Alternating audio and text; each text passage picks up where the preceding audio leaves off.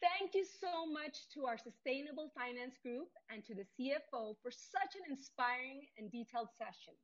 For more information on the CFO principles and how to get involved, please visit cfocoalition.org. Now, let's bring the attention to Latin America as we begin to chase the sun in our global program.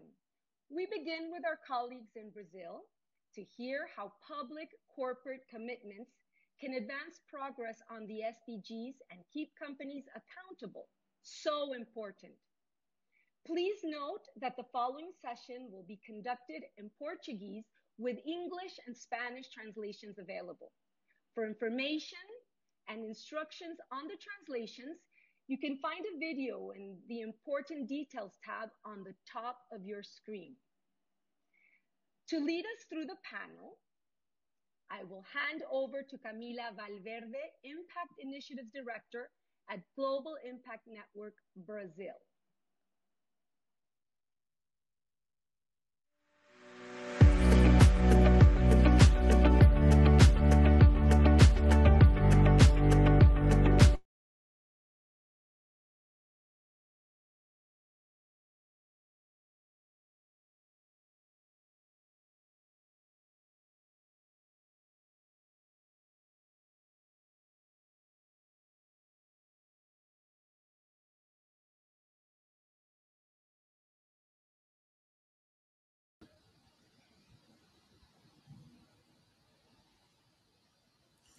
Boa tarde a todos e todas, sejam muito bem-vindos e bem-vindas.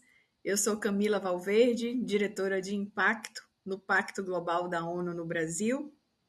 Gostaria de aproveitar o momento para agradecer aos que estão acompanhando nossa transmissão e um agradecimento especial aos nossos convidados para esse painel, o Edson Carlos, diretor de sustentabilidade da EGEA, seja muito bem-vindo. A Margarete Goldenberg, gerente executiva do Movimento Mulher 360, seja muito bem-vinda. Camila Araújo, diretora de Governança, Risco e Compliance da Eletrobras. É um prazer tê-la mais uma vez conosco, Camila. Francisco Rasolini, diretor de Tecnologia Industrial, Inovação e Sustentabilidade e Projetos da Klabin. Um prazer tê-lo conosco. Nesse nosso painel, nós vamos conversar sobre compromissos corporativos públicos, avanços no atingimento das metas dos ODS. Então, já vamos direto. Eu gostaria de começar fazendo a primeira pergunta e passando a palavra para Camila. Camila, com base na sua experiência profissional, qual é o principal desafio da alta gestão durante a implementação de mecanismos anticorrupção nas organizações? Boa tarde a todos. Sou a Camila Araújo, eu sou a diretora de Governança, Riscos e Conformidade da Eletrobras e também a coordenadora das ações da plataforma de combate à corrupção do Pacto Global aqui no Brasil, com muita honra. Respondendo aqui à pergunta da Camila, eu entendo, pela minha experiência, né, que é o grande foco aqui, que a gente só consegue colocar em prática mecanismos de integridade, mecanismos de combate à corrupção, para funcionar a contento dentro de uma empresa a partir do momento que a gente age para este fim e que a gente representa estes valores, né? Então, o compromisso da alta administração é o primeiro grande desafio para você colocar um programa efetivo na praça, né? A gente teve uma corrida muito grande das empresas no Brasil na busca por uma adequação à lei anticorrupção que foi promulgada em 2013, há quase 10 anos, né? E a gente viu uma corrida para ser compliance, mas muitas vezes a gente não enxergava a corrida para estar compliance e não ser compliance, né? A gente queria realmente aqui pela plataforma buscar o ser, o representar, né? O atuar conforme valores.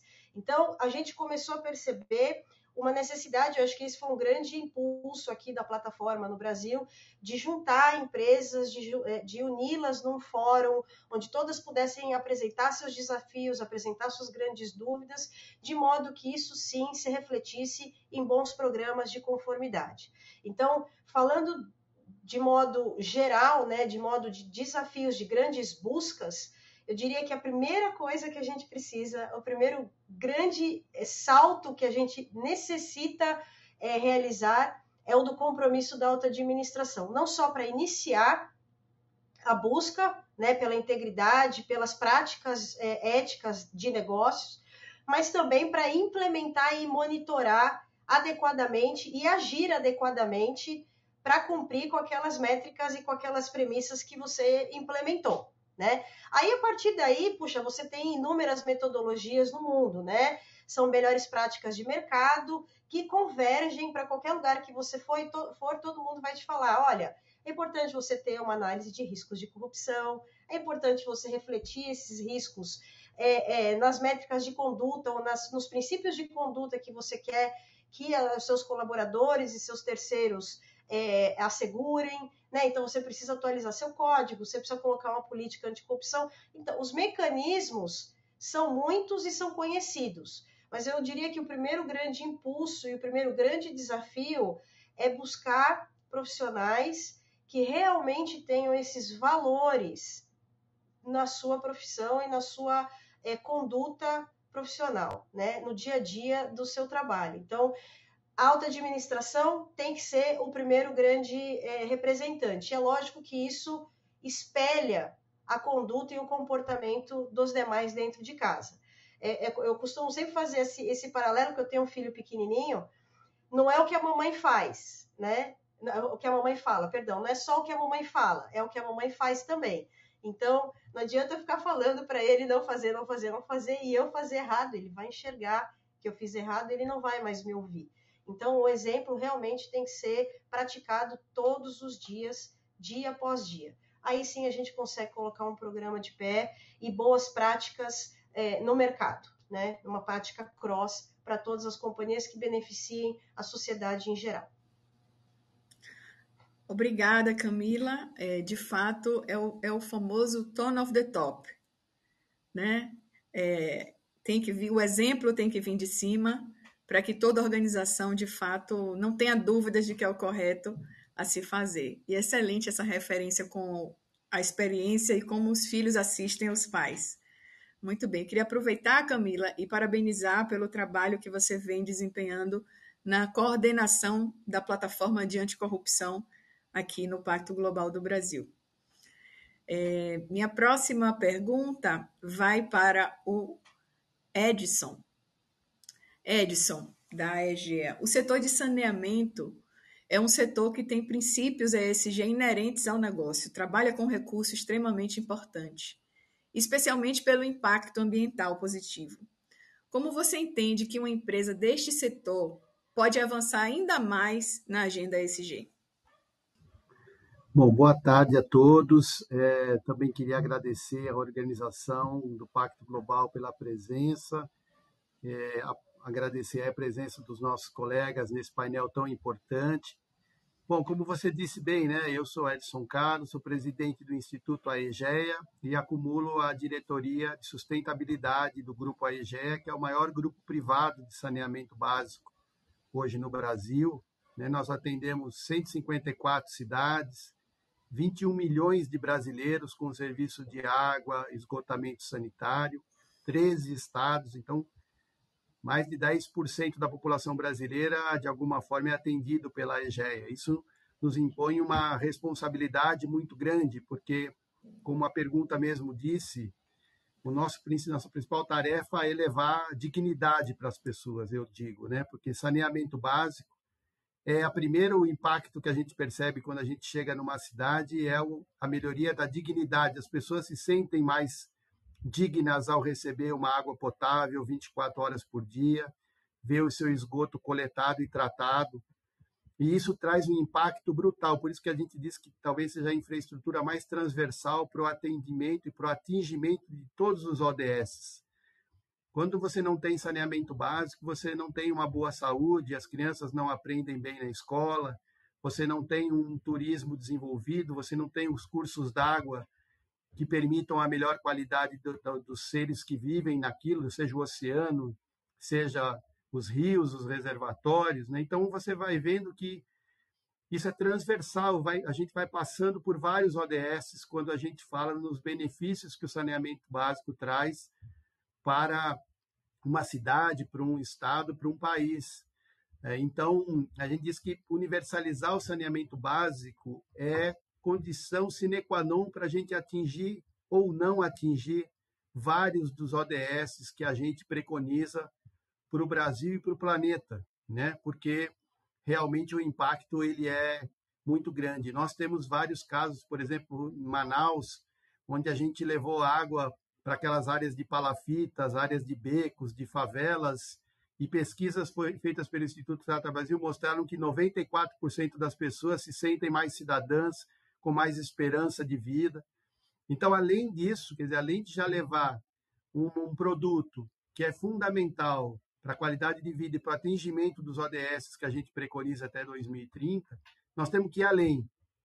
A gente tem que desenvolver outras ações, engajar outras empresas, muitas delas que não estão dentro do setor de saneamento, mas têm um papel fundamental, porque nós entregamos água, então eu tenho também a honra de dividir com a Marina, que trabalha aqui comigo, a coordenação da plataforma Água do Pacto Global, e é um grande desafio a gente atrair as outras grandes companhias para essa discussão, porque senão parece que é uma discussão do setor de saneamento para o setor de saneamento, quando, na verdade, nós temos uma discussão muito grande que é como melhorar a resiliência hídrica das bacias hidrográficas para que todos tenham água, não só o saneamento, mas também o agro, mas também a indústria, mas também o lazer, a energia elétrica, todas dependentes desse insumo tão relevante. Então, as empresas de saneamento têm um papel muito importante de dar o tom do ODS 6, que é fundamental, que é onde a gente está registrado, mas não só isso.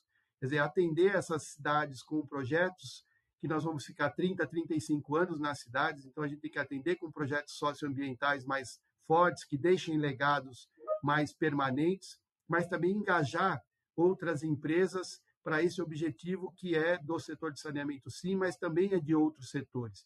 Então, isso no Pacto Global, a gente tem um ambiente muito propício e a gente, então, aproveita esses eventos para convidar as outras empresas para se engajar no ODS 6, porque ele é condição para vários outros onde as grandes companhias estão engajadas, como a redução da pobreza, a melhoria da vida na terra, na vida na água, a questão da educação, a melhoria de cidades mais resilientes e sustentáveis.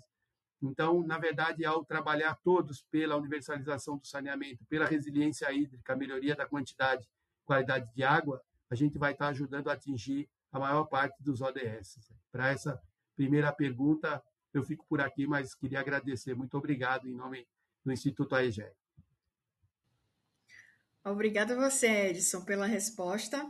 De fato, a AEGEA tem feito um brilhante trabalho, não só como na coordenação da Plataforma de Ação pela Água, do Pacto Global no Brasil, mas também como embaixadora do movimento Mais Água, que coloca uma responsabilidade ainda maior para a organização de liderar e dar exemplo para todas as outras empresas que fazem parte do pacto. Então, de fato, o tema de saneamento básico é um tema de dignidade, é um tema de direitos humanos também, como você trouxe. E agora eu vou passar uma pergunta para a minha querida Margarete, com quem eu tenho o privilégio de estar em alguns fóruns, não é, Margarete? E temos uma afinidade grande aí. Então, vamos para a pergunta da Margarete. Eu queria saber, Margarete, gostaríamos toda aqui a audiência de saber, na sua grande experiência com executivos, como você enxerga os avanços ou retrocessos nos últimos anos, trabalhando com a temática de igualdade de gênero nas organizações? E quais os principais desafios você enxerga para a próxima década? Olá, é muito bom estar aqui com vocês, agradeço muito o convite, prazer imenso. Bom, falar sobre equidade de gênero é falar também, como o Edson os ODS eles estão interconectados, né? Nós não vamos conseguir também avanços em outras ODS se a gente não tiver equidade econômica, de oportunidade, de decisão para todos, todas, todos no nosso país. O Brasil tem grandes desafios. O movimento mulher, o qual eu lidero, é um movimento empresarial sem fins lucrativos. Ele tem 6 anos de existência, 100 grandes empresas globais associadas de todos os segmentos. E eu posso dizer que, apesar dos persistentes desafios para a promoção da equidade de gênero nas empresas, a gente tem aí avanços importantes a cada ano, né? A nossa principal estratégia é a construção de uma inteligência coletiva e articulação dessas empresas em torno da causa comum, que é a equidade, juntando conhecimentos, engajando a alta liderança, e alguns dados e avanços da nossa rede de empresas, dessas 100, que eu posso considerar quase que benchmark aqui no Brasil em termos de atuação em prol da equidade, né? 80% dessas 100 empresas têm a principal liderança engajada com o tema equidade de gênero. Não está mais, o tema não está na gavetinha do RH e nem na área de responsabilidade social, sim na mesa, né, nas mesas dos CEOs e dos comitês executivos, linkados com a estratégia de negócio. 90% delas já tem uma área ou uma instância, como um comitê ou um departamento responsável por garantir a implementação de ações de promoção da equidade. 75% delas já com políticas e práticas muito avançadas em todo o ciclo de vida do colaboradora, da atração à promoção, desenvolvimento, também muito trabalho para a promoção da cultura inclusiva, da ambiência justa, sem discriminação, e mais de 90% com indicadores de equidade, né, para monitorar regularmente e com metas para reduzir a diferença na proporção entre cargos ocupados por homens e mulheres. Como resultados, a gente tem empresas que já avançaram 10, 20, 30 pontos percentuais de mulheres em cargos de liderança nos últimos anos, algumas, inclusive, com mais de 50% de mulheres em cargos de alta liderança. Das 100 empresas associadas, 15% delas são lideradas por CEOs mulheres. É um fato importante, está acima da média do mercado corporativo brasileiro, que é algo entre 10% e 12%, dependendo da fonte. A gente tem desafios de dados aqui no Brasil muito grandes, mas geralmente entre 10% e 12%. A gente precisa comemorar avanços, né, iluminar caminhos, mas a gente ainda está muito longe da equidade tão desejada, se a gente for olhar o mercado de forma mais ampla. A gente precisa acelerar a velocidade. Eu digo que a gente conseguiu, na maior parte das empresas de grande porte globais, colocar essa pauta como foco principal, o caminho a seguir está claro, a gente precisa auxiliar no como e também acelerar a velocidade em prol desse objetivo, avançar mais e mais rápido. Nós estamos muito lentos, se continuarmos assim, a gente vai ter aí 150, 200 anos para ter equilíbrio em todo o segmento e influenciar a sociedade, todo o segmento corporativo nessa direção. Eu diria que os desafios, isso em relação a oportunidades e avanços, em relação a desafios, a gente precisa nivelar ainda a ambiência justa, inclusiva, sem discriminação, com oportunidades equitativas.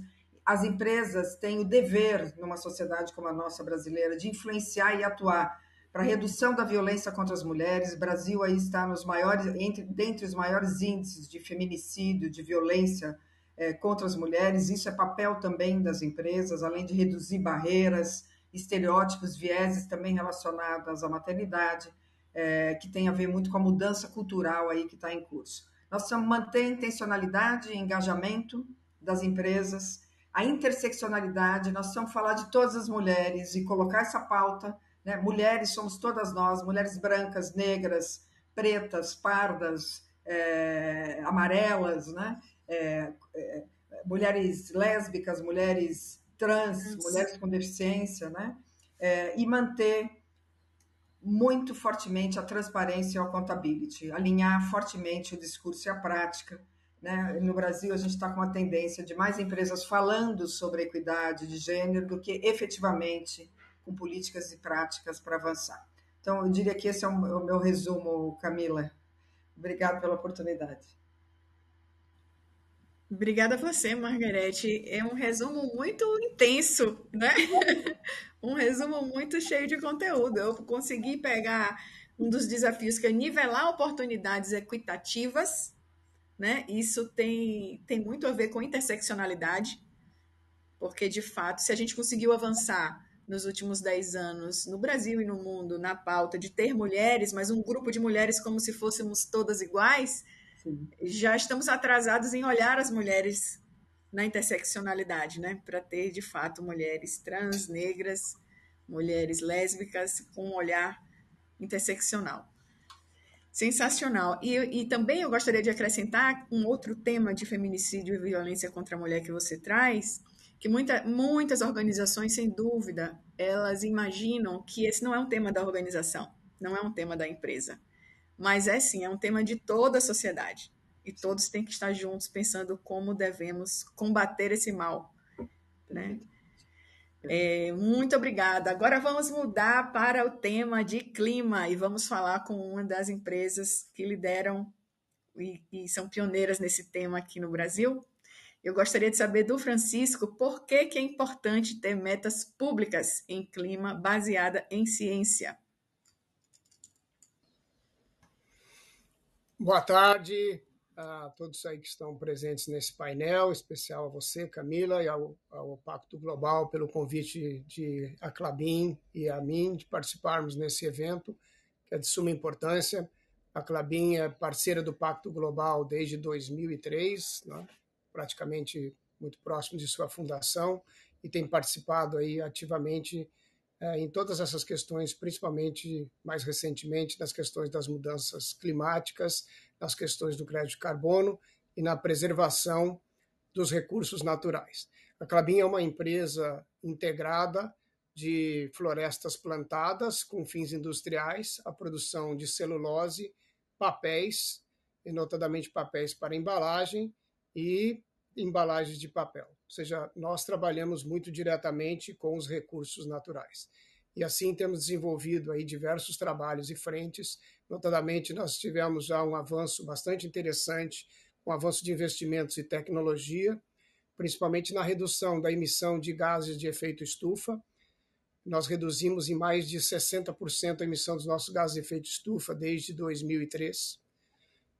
Também a redução de consumo de água, onde nós reduzimos em mais de 45% o consumo de água também desde essa base de 2003. Mais recentemente, a Klabin tem participado de diversos fóruns e diversas atividades e diversos compromissos.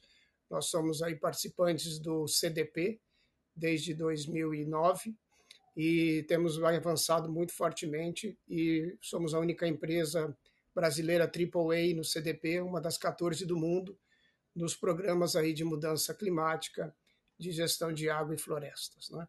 Então, temos bastante trabalho sendo feito nessas áreas. Mais recentemente também, ano de 2020, nós submetemos ao SBTi as nossas metas baseadas na ciência. E nós acreditamos muito fortemente nessas metas baseadas nas ciências, e naquilo que nós podemos realmente atingir dentro da nossa empresa, envolvendo todos a nossa cadeia de negócios, né? Então, essa é a grande importância. Nós assumimos uma meta no SBTi de reduzir em mais 25% as nossas emissões de gás de efeito estufa até o ano de 2025 e em 49% até o ano de 2035, com base aí nos resultados do ano de 2019. Ou seja, são compromissos efetivos e que têm sido consolidados com investimentos e entregas de melhoria de nossas operações e principalmente investimentos em redução de utilização de combustíveis fósseis, notadamente nossa matriz energética total, né, incluindo aí as energias térmicas e elétrica, já passa hoje de 90% de renovável. Então, é um caminho bastante importante. E quando a gente tem feito o trabalho interno e envolvido a nossa cadeia, tanto de fornecedores e também envolvendo a nossa cadeia com clientes, fica mais importante ainda que a gente assuma esse aspecto das metas públicas, né?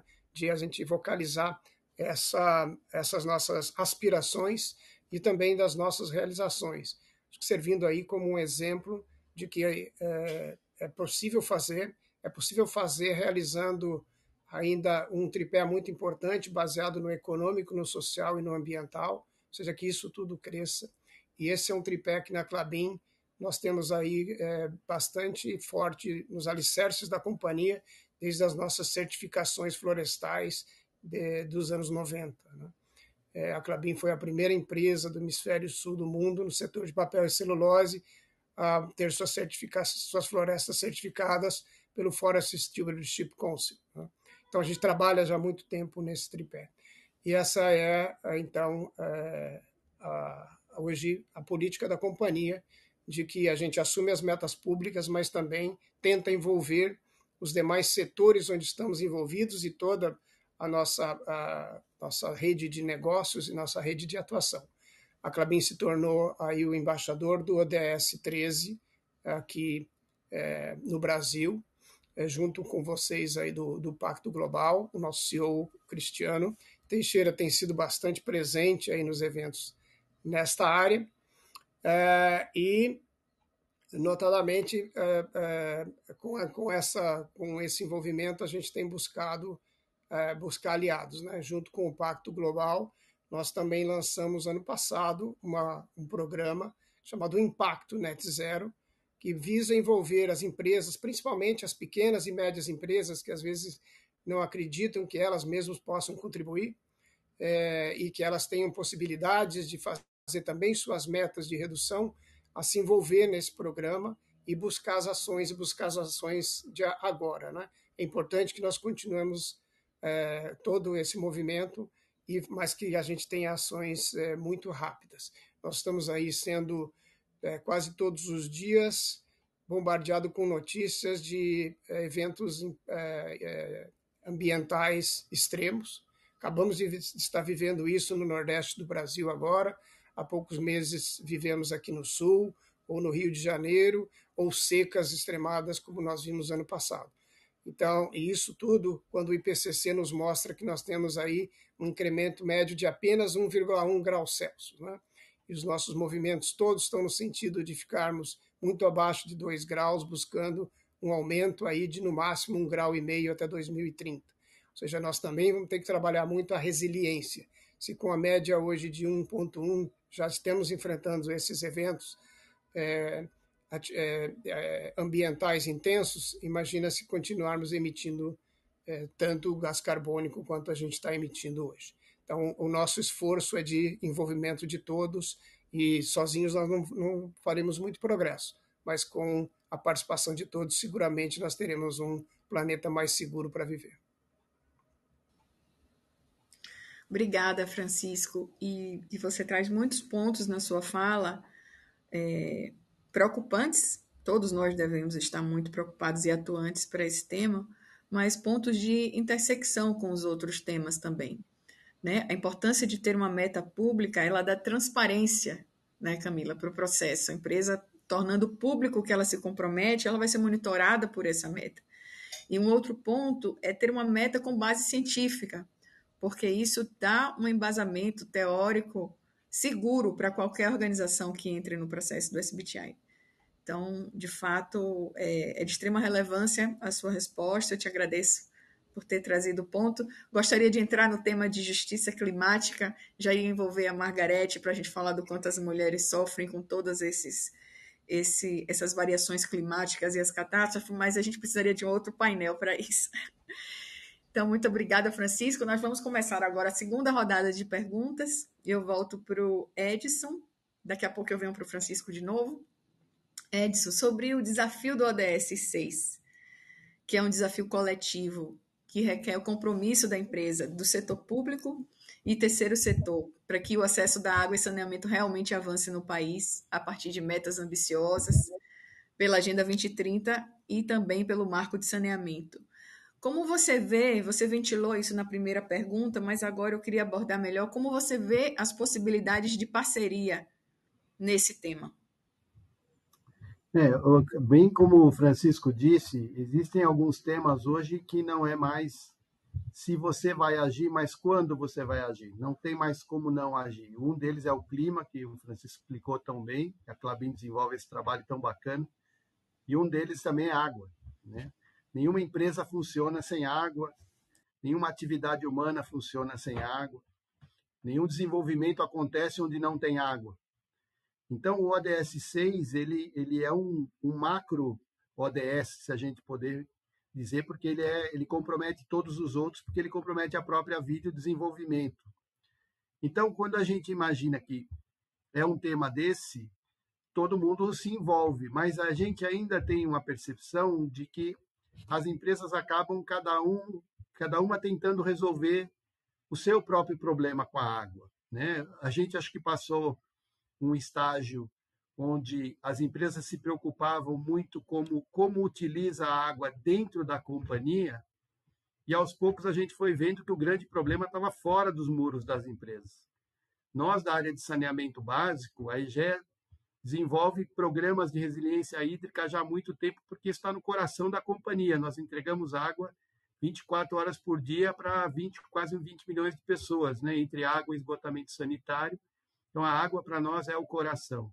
Mas, na verdade, o que a gente acha é que fóruns como a plataforma, o Movimento Mais Água, eles devem funcionar como um canal de junção de esforços, porque ali é onde a gente pode encontrar soluções mais estruturais, porque quando a gente fala de uma bacia hidrográfica que esteja estressada, de um rio, eu acabei de voltar de Santa Catarina, lá o que acontece? A gente tem rios muito pequenos, bacias hidrográficas pequenas, sendo disputadas hoje já pelo agro, pelo setor de arroz, pelo saneamento básico, pela indústria, pela área de energia elétrica, com pequenas barragens, e a gente tem poucos rios, pouca capacidade.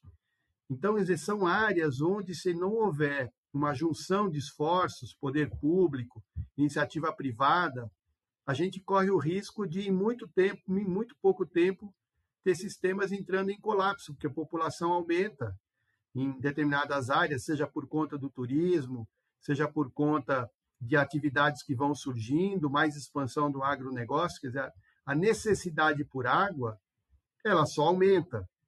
Então, todo o esforço que a gente faz, no caso da EGEA, a gente investe milhões de reais todos os anos em melhoria de eficiência, redução de perda de água. Por exemplo, Campo Grande, que é uma unidade que a gente atende já há bastante tempo, quando a gente chegou lá, as perdas de água no sistema de distribuição de água potável passava de 50%, hoje é 19%. Foi muito investimento, muitos funcionários envolvidos, muita decisão de troca de equipamentos, troca de tubulação. Então, a água, necessariamente, a gente vai ter que juntar esforços.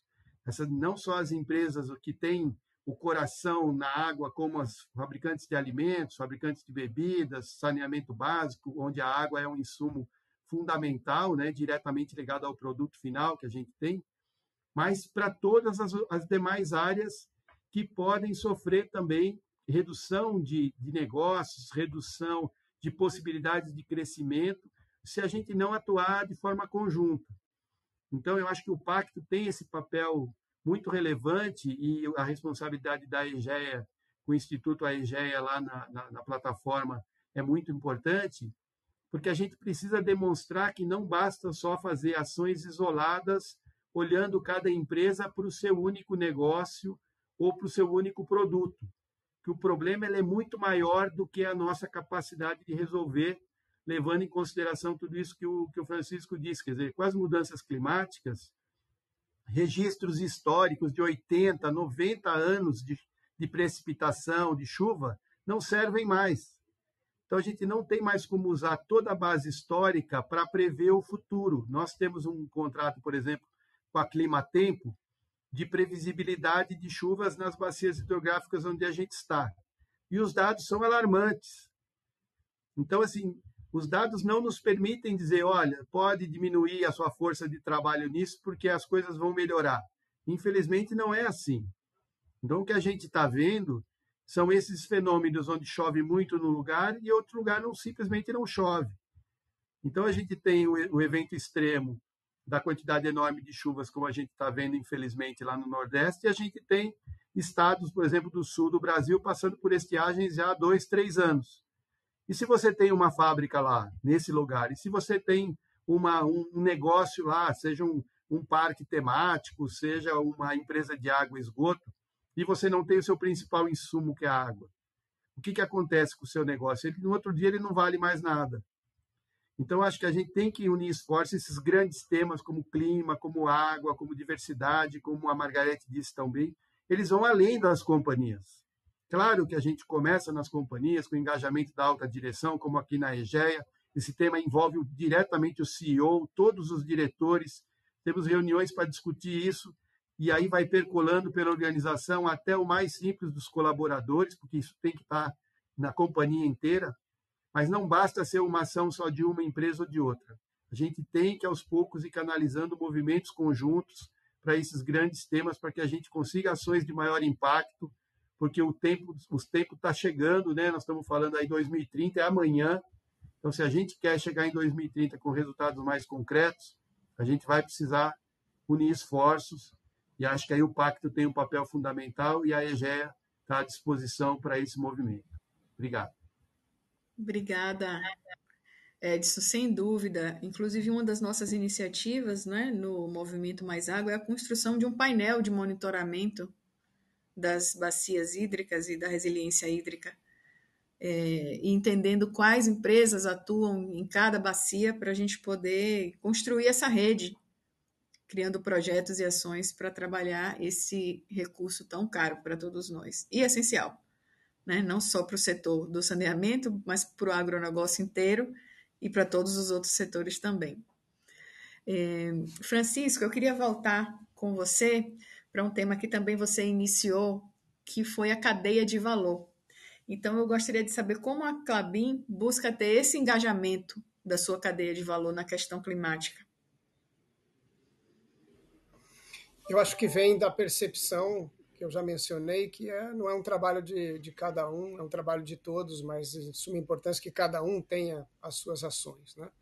Nesse ponto, nós trabalhamos muito com os nossos recursos internos, onde nós somos verticalizados, ou seja, como as nossas operações florestais podem afetar as condições ambientais, né? Nós desenvolvemos um processo chamado hidrossolidariedade, em que nós estudamos aonde nós estamos fazendo os nossos plantios ou as nossas colheitas florestais, de forma que eles não impactem em recursos hídricos, principalmente, que possam estar abastecendo ali comunidades ou criações ou outros usos, né? E também no intuito de preservar ao máximo a biodiversidade, uma vez que nós somos muito integrados também com as florestas nativas, né? A Klabin preserva mais de 40% da sua área como florestas nativas. Então, feita esse trabalho, nós passamos a expandir isso também aos nossos parceiros de fornecimento de madeira, utilizando os mesmos princípios e utilizando também as mesmas métricas de certificação ou de cadeia de custódia. Passamos a trabalhar também com os nossos inúmeros fornecedores, né? A Klabin tem mais de 7.000 fornecedores cadastrados. Desses, cerca de 400 a gente chama de fornecedores críticos, aí, que estão bastante presentes nos nossos processos, e buscamos aí envolvê-los, né? Lógico que nós não conseguimos fazer isso de uma vez só, mas a gente está fazendo isso já há alguns anos em ondas. Nós estamos usando uma plataforma chamada EcoVadis, que nos ajuda a fazer esse trabalho e a monitorar e a verificar os avanços dentro da nossa cadeia de fornecedores. Em geral, quando nós trabalhamos essas questões, principalmente aí de emissões de carbono ou do uso da água, a gente trabalha muito primeiro dentro da área de casa, mas depois necessariamente a gente precisa envolver toda a nossa cadeia. E também nesse processo nós envolvemos e somos envolvidos também por nossos principais clientes, né? E nós trabalhamos hoje com clientes no mundo todo e algumas grandes corporações globais. Então, dentro dessa mesma plataforma, até para melhorar a pegada hídrica ou a pegada de carbono dos produtos finais que estão indo aí para as gôndolas, indo para o consumidor final, nós precisamos também melhorar. Então, tudo isso é um processo integrado e que visa a participação de todos. Então, é com essa visão de integração que a Klabin tem atuado, se envolvendo tanto na ponta aí com seus clientes, quanto na cadeia com os nossos fornecedores. É um programa que é longo, né? A gente tem um bom trabalho a ser feito, mas a gente percebe o engajamento, percebe a participação, percebe a percepção da necessidade e da ação imediata. E eu acho que nisso a gente tem sido bastante bem sucedido quando nós fazemos hoje as nossas, principalmente na questão climática, né, nossas questões de emissões de gases de efeito estufa. Nós já trabalhamos muito nos escopos 1 e 2. Escopo 1 são as nossas emissões internas, escopo 2 são aquelas da energia que nós utilizamos, e estamos entrando cada vez mais fortemente no escopo 3, que envolve aí toda a nossa cadeia de fornecedores e a nossa logística, né? Quer seja a logística inbound, e a gente tem uma logística bastante importante de fornecimento de madeira para as nossas principais unidades industriais, e também a nossa logística outbound, onde a gente atinge aí os nossos fornecedores, né? A Klabin fez um esforço muito grande nos últimos anos, principalmente de integração com ferrovia, que era um modal logístico pouco utilizado no Brasil. E quando nós fizemos a partida, o projeto, e depois a partida do nosso principal unidade atual, a unidade Puma, em Ortigueira, no Paraná, nós fizemos uma integração fortíssima com ferrovia. Hoje nós embarcamos da saída da máquina de secagem de celulose, os fardos de celulose direto para o porto, né?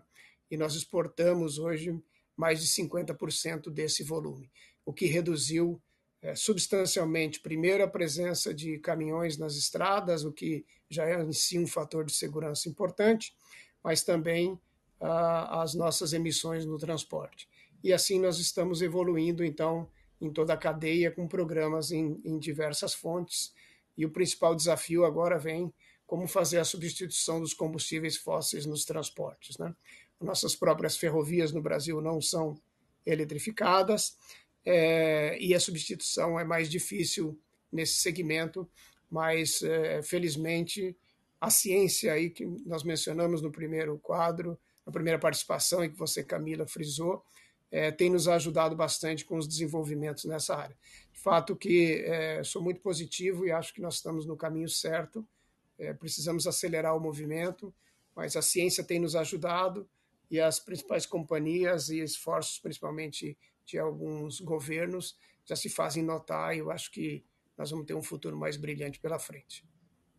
Sem dúvida, Francisco. E do ponto de vista de engajamento da cadeia de valor, acho que as empresas devem olhar para o escopo 3 como uma grande oportunidade de engajamento da sua cadeia de valor. E a gente sabe que todas, olhando a sua cadeia de valor e trabalhando o escopo 3, a gente ganha essa amplitude, esse impacto que a gente precisa. Então, super obrigada por ter deixado essa dica e essa recomendação. No final, a gente vai fazer uma rodada sobre recomendações e considerações finais de vocês, mas sem dúvida já queria deixar essa. Vamos encarar o escopo 3 como a grande forma de engajar, dentro não só de clima, mas de todos os outros temas da nossa cadeia de valor. E agora eu vou fazer as perguntas finais para a Camila e para a Margarete. Primeiro para a Camila. Nosso tempo já está chegando, estamos um pouquinho atrasado, mas está controlado o nosso tempo. Camila, com a adesão de iniciativas anticorrupção, como o movimento Transparência 100%, que você conhece muito bem, do Pacto Global, como esse tipo de movimento pode ser relevante para os negócios? Oi, Camila. Eu gosto muito de falar desse movimento, né? A gente lançou ele em dezembro do ano passado, e ele, até para quem não conhece, eu vou recapitular rapidamente aqui para poder embasar a minha melhor resposta para vocês, mas é um movimento que busca fortalecer os mecanismos de transparência e integridade das empresas, tornando-os mais resilientes, tornando as empresas mais resilientes e um exemplo para as outras, né? É o que eu falei na minha primeira fala, tudo vem do exemplo, tudo vem de você fazer o bem para espalhar o bem, né? Então, a iniciativa do Movimento Transparência 100%, ela é pautada em 5 pilares, são 5 compromissos que as empresas se engajam para cumprir até 2030, que faz parte da Ambição 2030. Então, a gente tem 100% de transparência nas interações com a administração pública, 100% de transparência na remuneração integral da alta administração, 100% da cadeia de alto risco, cadeia de valor de alto risco, treinada em integridade, tá? 100% de transparência na estrutura de compliance e governança e 100% de transparência sobre os canais de denúncia. Por óbvio que não é para falar das denúncias, mas é mostrar como a companhia está estruturada em termos de recepção, né, de reclamações, irregularidades, né, pleitos, por assim dizer, e relatos, e como ela trata isso. Então, a gente lançou esse movimento em dezembro do ano passado. Hoje a gente já tem 12 ou 13 empresas formalmente engajadas e tem uma série de outras no pipeline, mas a grande busca aqui é justamente fortalecer os principais pilares da integridade que a gente tem buscado dividir desde o começo da busca pelas melhores práticas anticorrupção. Ou, em outras palavras, aqui no Brasil, desde que isso tomou corpo a partir da promulgação da lei. Então, buscar ser transparente. Você tem relacionamentos com os órgãos públicos. Puxa, tem muita empresa que já coloca as suas agendas públicas dos seus principais executivos, com quem que você está indo falar e qual que é a principal temática da interação. Isso dá uma transparência muito grande, uma segurança, inclusive, para os executivos dessa empresa nesta interação, né? Afinal de contas, ela é conhecida. Com relação à remuneração, é como que você constrói a remuneração da sua alta administração. Parcela fixa, parcela variável. Puxa, a parcela variável ela está pautada em quais desafios? E quais desafios com relação à integridade? Quais desafios com relação à ESG, né? Então, assim, você constrói uma remuneração que precisa ser dada essa transparência, mas que também esteja pautada em princípios, que é o que a gente busca fortalecer, né? Princípios de integridade, de igualdade, né? De tratamento equânime a todos, enfim. Quando a gente fala de 100% da cadeia de cadeia de valor de alto risco treinada, é justamente com base no processo de conformidade. Você faz a sua avaliação de riscos, você faz o seu risk assessment, você identifica onde estão as suas maiores fragilidades, ou quais são as categorias de terceiros, ou de prestação de serviços, ou de fornecimento que trazem maior exposição. Essa turma precisa ser treinada com relação ao programa de compliance, com relação a questões de ética e conduta, né? Então, esse é um desafio que também está no movimento transparência. Transparência da estrutura de compliance em governança. Para muita empresa, isso é uma coisa muito simples, mas tem outras empresas que ainda não têm, por exemplo, no seu site, a estrutura da sua área de conformidade. Você não sabe quem são as pessoas que estão lá, você não sabe qual que é o background dessas pessoas, né? Você não sabe como é que essas pessoas reportam, como é que é a linha de reporte dentro da companhia, as autoridades, etc. Então, esse tipo de transparência é o que se busca com este pilar. E o último pilar que eu estava mencionando, que é dos canais de denúncia, como que você estrutura o seu canal, como que você trata os relatos que chegam, como que você dá encaminhamento, apuração, responsabilização, enfim, por óbvio, não entrando no mérito de cada caso, mas uma forma de processos. Estes compromissos são compromissos pilares de programa de combate à corrupção, não só no Brasil, mas no mundo. E essa iniciativa que a gente teve aqui pelo grupo de trabalho, né, pela plataforma de ação.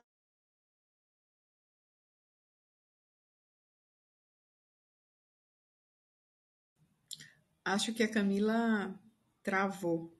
Nossas reuniões ativas, engajadas no nosso pacto, né? Então, a gente tem... eu não sei se alguém falou alguma coisa aqui, que eu ouvi um som, mas, enfim, a gente tem esse engajamento das pessoas, esse movimento veio realmente para não só robustecer, né, os programas e as métricas das empresas, que já fazem trabalhos muito, muito decentes, muito, muito rígidos, até de conformidade, mas também de dar exemplo para as demais, né? Para a gente poder, como o Francisco falou, a gente não está sozinho, é uma iniciativa de todos. Então, a gente começa por um grupo com a intenção de replicar para todos os demais. E é isso que a gente tem feito aí. Eu acredito que já com um grande sucesso, a gente tem muita empresa se engajando. A gente sabe que são métricas importantíssimas e de inspiração para todos. Então, engajem-se também. Se vocês estiverem acompanhando aqui, se tiverem interesse em participar conosco, por favor, entre em contato. A gente está totalmente à disposição para explicar do movimento e contribuir para todas as empresas e para a nossa sociedade. Obrigada. Super obrigada, Camila. Fica de fato aqui o convite para todas as organizações que estão nos assistindo assinarem esses 5 compromissos que a Camila trouxe pela transparência 100%. Muito bom. E a nossa última pergunta vai para a Margarete. Margarete, como você vê o papel do Pacto Global e do Sistema ONU como um todo para apoiar o setor privado nesses desafios, especialmente a partir do princípio de não deixar ninguém para trás? Adoro não deixar ninguém para trás. Eu também. Bom, a gente só vai conseguir atenuar as desigualdades, a questão da discriminação de gênero, os temas envolvidos aqui no Brasil fortemente, né? A questão do racismo, o respeito à diversidade de forma mais ampla, a inclusão e não discriminação, se esses temas tiverem a mesma urgência que os temas econômicos, né? É essa a grande questão para ter centralidade na pauta.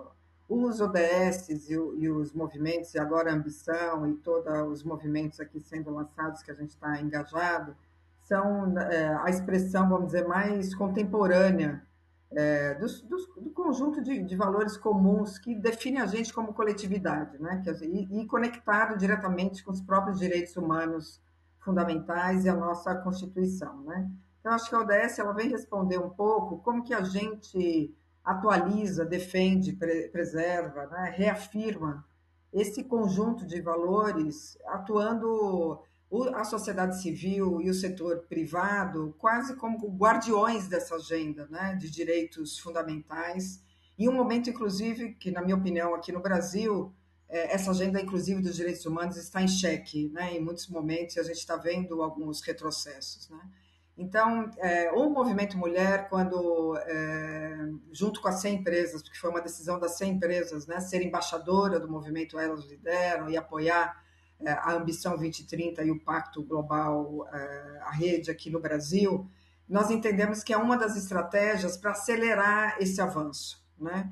Vocês trazem urgência e impacto, né? Amplia o impacto da nossa atuação.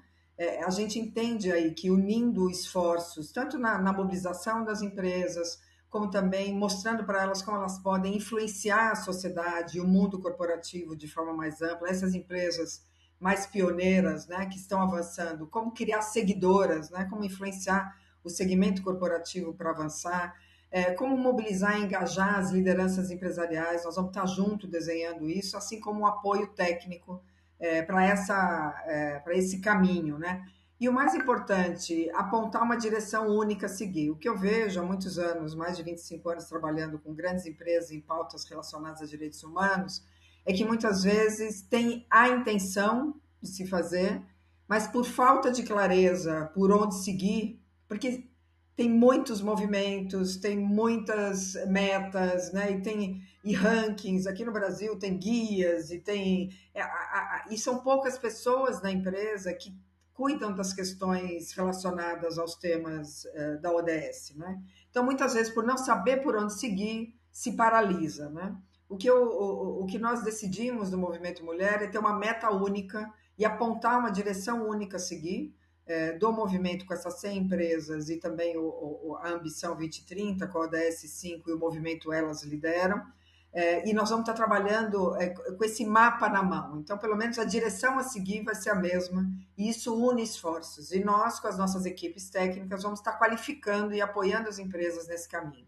Nós vamos trabalhar fortemente para 50% de mulheres em posição de alta liderança até 2030, 50% de pessoas negras na liderança até 2030, e a gente acredita que esse vai ser um impulso ainda maior para acelerar o avanço da equidade de gênero, da equidade racial, do empoderamento feminino nas corporações. Então, é um chamado, né? Quase um grito, para ser exagerado, para que as empresas brasileiras reconheçam essa urgência e a necessidade de promoverem ações concretas, com objetivos, com compromissos públicos. E a gente sabe, é por isso o nosso esforço tremendo, do papel central, de estratégico, das principais lideranças das empresas nessa jornada, e a gente sente também que juntos e juntas e juntos a gente vai poder fazer esse grito ser ouvido por mais pessoas, né? Então, a gente entende que agora é hora, né, de ir mais rápido, de ir além. Fui vó aqui nos últimos anos, estou com 3 netinhos e eu fico olhando para eles e pensando que mundo eles vão receber, né? E o que eu, como vó que zelo tantos anos por direitos humanos, o que efetivamente eu fiz para que o mundo que eles venham a ter, quando entrar no mercado de trabalho e for exercer sua cidadania, seja um pouco melhor do que aquele que eu tive, né? E que muitos têm no passado. A gente precisa encontrar maneiras aí de reimaginar, de reconstruir o mundo para que ele funcione para todas, né? Para todos, para todes. E a minha crença, é para isso que eu tenho trabalhado, é que aumentando o número de mulheres que tomam decisões e que estão no poder, esse mundo que a gente quer reconstruir vai poder caminhar muito mais rápido, né? Então, acho que é por aí, Camila. Obrigada, Margarete. Trabalhando para as futuras gerações poderem ter seus direitos garantidos e acesso aos recursos, né? Como vó, você sente isso na pele. Infelizmente, o nosso tempo está acabando e eu vou precisar encerrar o nosso painel, mas acredito que a nossa audiência pode se nutrir bastante de todo o conteúdo que vocês trouxeram nas 2 rodadas. Em nome do Pacto Global, gostaria de agradecer esse painel riquíssimo ao Edson, à Margarete, ao Francisco e à Camila. Nós estamos aqui, vocês representam os princípios do Pacto Global, princípios de direitos humanos e trabalho decente, princípios de meio ambiente e o princípio de anticorrupção. Então, foi um painel brilhante. Em nome do Pacto Global da ONU, eu gostaria de agradecer a todos vocês, agradecer a audiência que nos assistiu e encerrar o nosso painel. Muito obrigada a todos. Obrigada. Obrigado, boa tarde a todos. Obrigada. Boa tarde. Obrigada a todos.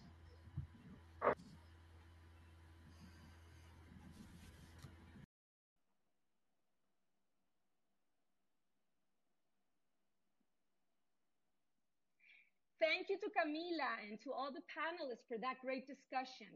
As noted in the panel, we just have 3 years to mitigate the worst effects of the climate crisis, and we need action from companies of all sizes and all over the world to commit to greater action. It was great to hear of the commitments made in Brazil and the Latin American region. In the next session, we will center the discussion on Latin America's valuable natural resources. According to the United Nations Environment Program, UNEP, around 60% of global terrestrial life and diverse freshwater and marine species can be found within Latin America and the Caribbean. Protecting Latin America's biodiversity is key to meeting global climate goals, and businesses have raised this awareness through the development of relevant actions and projects in different countries. Just a note again that this session will be conducted in Spanish with translations available in English and in Portuguese. Please welcome Teresa Molde Alba, Senior Manager of Global Operations in Latin America and Caribbean. Teresa, over to you.